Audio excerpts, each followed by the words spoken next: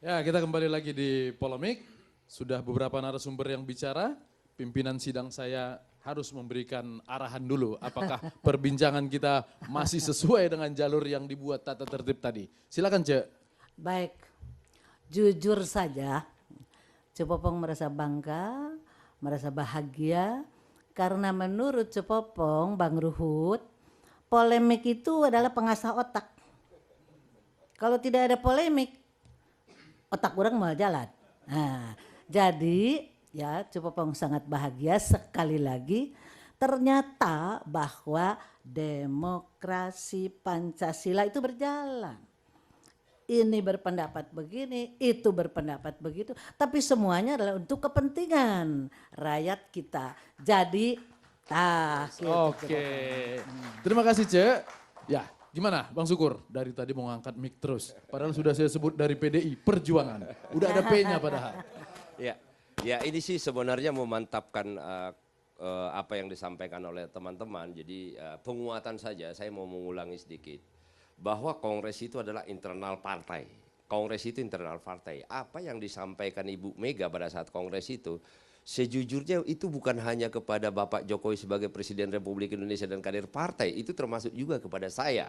Kepada semua kader yang ada di situ, bahwa kami itu adalah petugas partai yang artinya melaksanakan semua kesepakatan di partai, ideologi dan cara membangun. Nah itu yang pertama. Nah jadi jangan sampai dilihat itu, oh ini ke Jokowi nih. Nah cuman kan dipersepsi seperti itu. Nah karena masalahnya Mas, kalau misalnya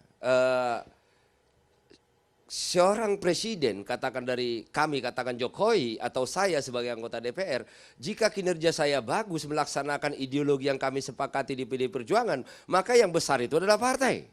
Nah tetapi jika pekerjaannya jelek, presiden pekerjaannya jelek menyusahkan rakyat, tetap partai ke bawah-bawah.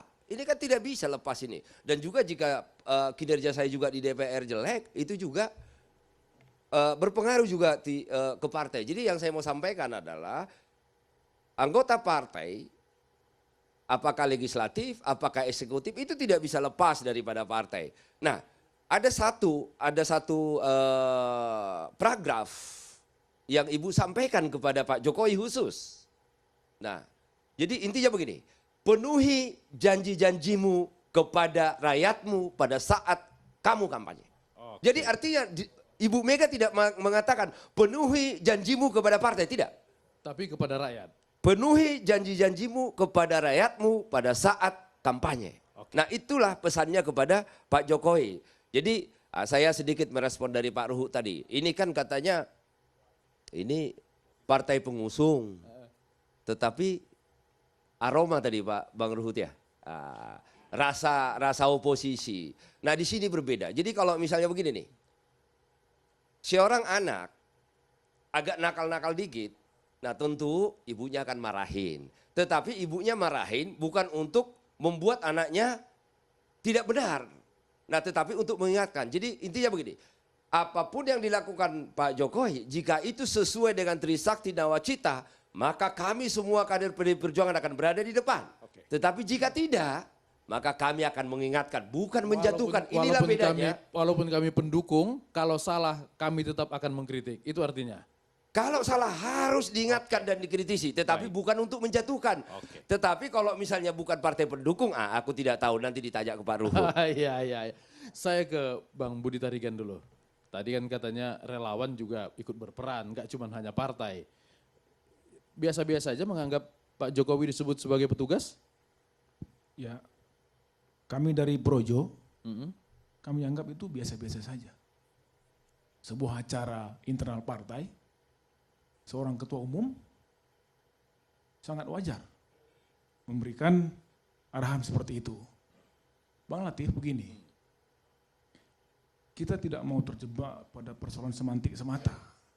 Kami mencoba untuk menangkap makna yang diberikan oleh Ibu Mega dalam pesan itu bahwa sesuai dengan undang-undang dasar konstitusi kita, baik undang-undang Pilpres juga, presiden yang didukung oleh partai itu satu kesatuan, tidak bisa dipisahkan. Nah, kita juga menangkap bahwa partai politik di Indonesia bukan cuma hanya tuang stempel semata. atau hanya berbentuk seperti event organizer. Setelah selesai acara, bubar. Soal partai politik masih banyak yang harus dibenahi, itu sepakat. Jangan karena perilaku aktor-aktor atau oknum dalam partai politik, kita mengeneralisir bahwa partai politik itu jelek. Tidak.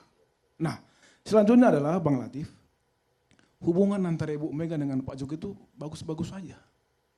Saya pengurus PDI Perjuangan, saya projo, nggak ada masalah.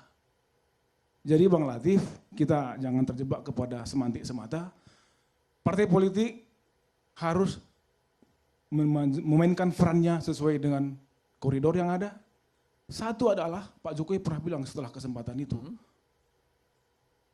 udah selesai kan masalahnya, nggak ada apa-apa toh. Sudah baik-baik. Sudah baik-baik saja. Sudah salaman. Sudah salaman. Sudah menuangkan minuman ke gelas Ibu Mega. Langsung makan sore bersama. Makan sore bersama. Jadi ini Oke. Bang Latif nggak ada masalah. Cuman dalam terakhir ini saya mau katakan bahwa partai politik adalah satu pilar dalam sistem politik kita. Oke.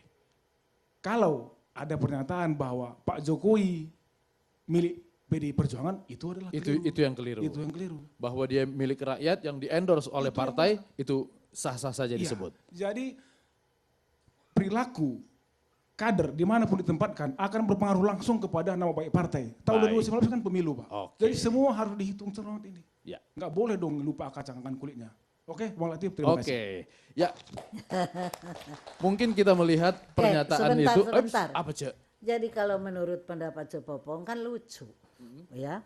Orang yang di dalamnya itu sudah tidak apa-apa, Orang di luar yang orang di meributkan. luar anu ribut sorangan, nah, Iya, tepugu-pugu Cepopong mah. tepugu-pugu. Ya kan, bener nggak? Ya beliau-beliau itu kan sudah tidak ada apa-apa. Tadi dikatakan udah makan bersama, senyum-senyum. Kenapa anu ributnya jadi orang lain?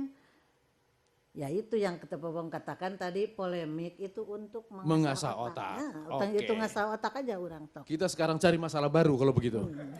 Di PDIP kalau kita anggap tidak ada masalah, kita lihat di Golkar seperti apa.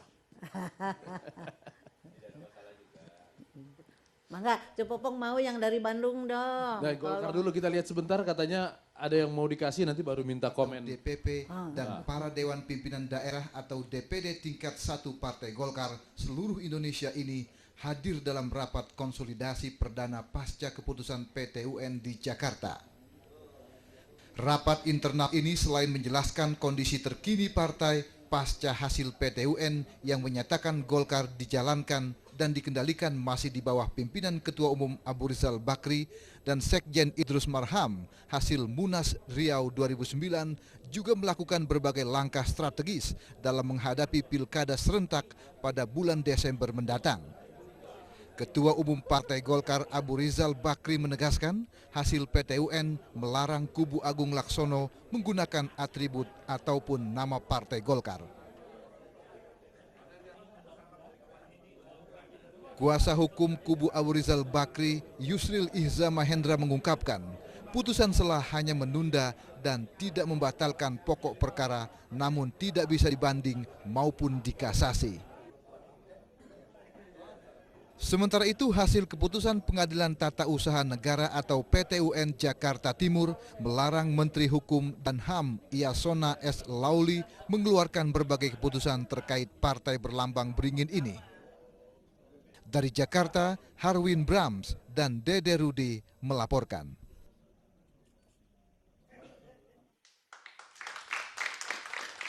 Ya, partai yang berkuasa selama 32 tahun pun tidak luput dari perpecahan atau dari kisruh. Apa yang menyebabkan selama 32 tahun tidak ada masalah? Nanti akan kita tanya kepada senior-senior, ada Kang Herman Ibrahim dan ada Kang Cece. Tapi kita harus istirahat dulu. Cek, izin mau saya tutup lagi ya? Ya, Oke. mangga. Ya pemirsa, tetaplah di Polemik.